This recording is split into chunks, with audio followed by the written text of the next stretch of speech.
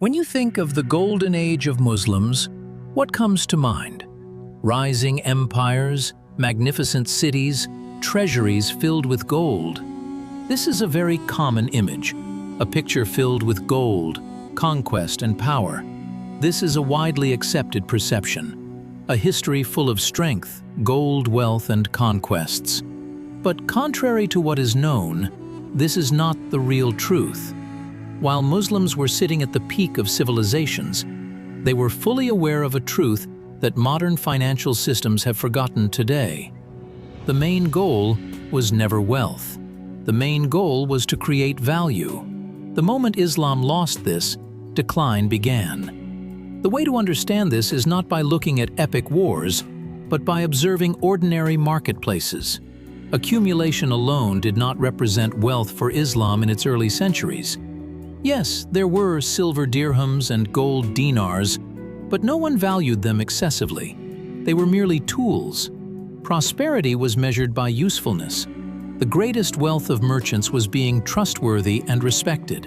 Rulers were people who were just, stable, and attentive to the needs of their people. Their respect did not come from living in luxury. Cities were considered wealthy not because they were full of treasuries, but because they consisted of productive, educated, and well-fed people. This approach shaped the worldview. Markets were constantly regulated to prevent hoarding. Interest-based money created without producing value was forbidden. Speculation was not welcomed. Production and trade were encouraged. Wealth that was not part of the trade chain was considered a danger to society. The system was built on creating value, not increasing wealth. This understanding was clearly seen in Baghdad, the capital of the Abbasid Caliphate, especially between the 8th and 10th centuries. Baghdad had entered the ranks of the world's most prominent cities with its wealth.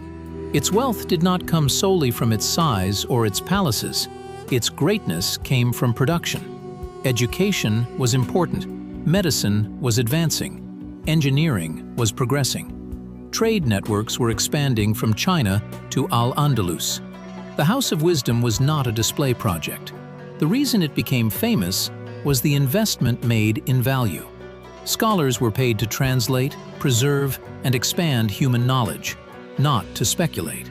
Mathematics, astronomy, and medicine were seen as economic assets because they were believed to solve real-world problems. What matters most is understanding this. The Abbasid economy was based on human capital, continuous development, learning, skill acquisition, and innovation. Forms of value that could withstand political developments and economic fluctuations formed the foundation of the civilization. This is how they remained standing. But wealth eventually seduces, and that is why it is dangerous. Centuries later, some Muslim states began to lose control over wealth. Conquests, tributes, and taxes had turned into a revenue model. Production slowed down, institutions weakened. Knowledge lost its learning-driven nature and turned into a ritual. Luxury increased, oversight declined. The system was no longer functioning, it began to concentrate. This is not a situation unique to the Islamic world. This is one of the greatest lessons of history. Its consequences are severe. When wealth stops flowing through productive channels, it becomes fragile, and fragility invites collapse. Look at Al-Andalus, Islamic Spain. It stood for centuries as one of the most advanced societies in Europe.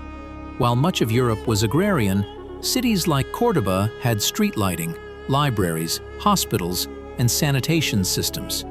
This was not merely the result of wealth. It was the result of organized value creation. Agriculture was optimized. Knowledge was learned and developed. Trade connected continents. Scholars and craftsmen were respected in society. The fragmentation of political unity changed priorities. Institutional power gave way to palace intrigues. Wealth was now used as a symbol of power. Wealth existed, but power was lost. When external pressures arrived, the internal structure had already deteriorated from within. Collapse was inevitable.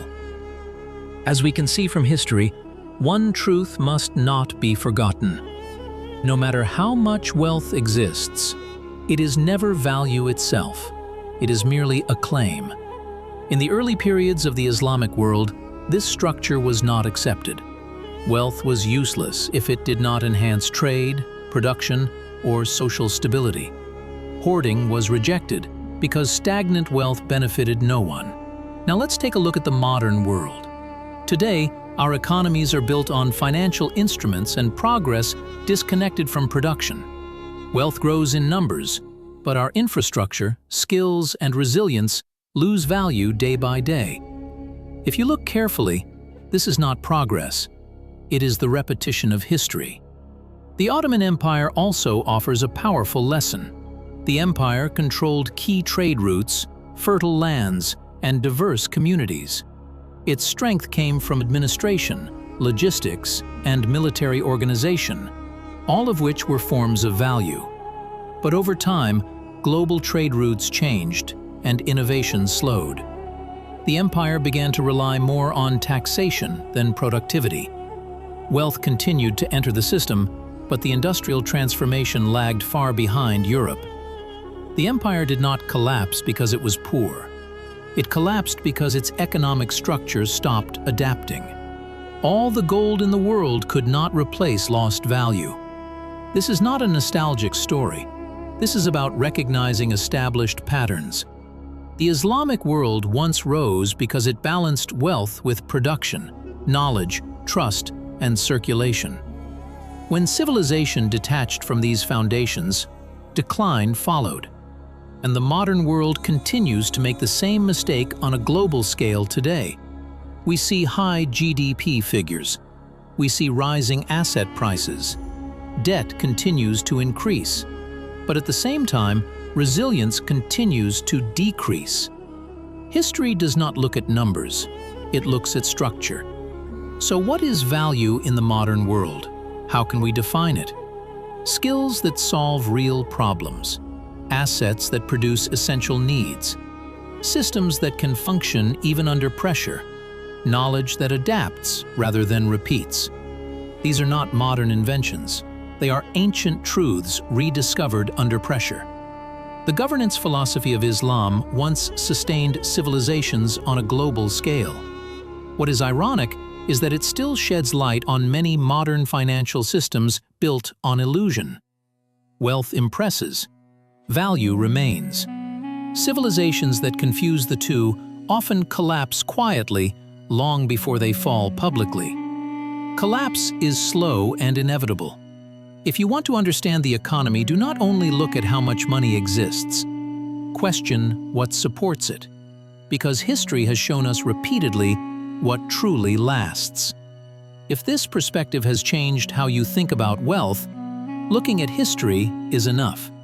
Subscribe to Finance Through Time. We don't just chase numbers, we reveal what truly holds value. Thank you for watching.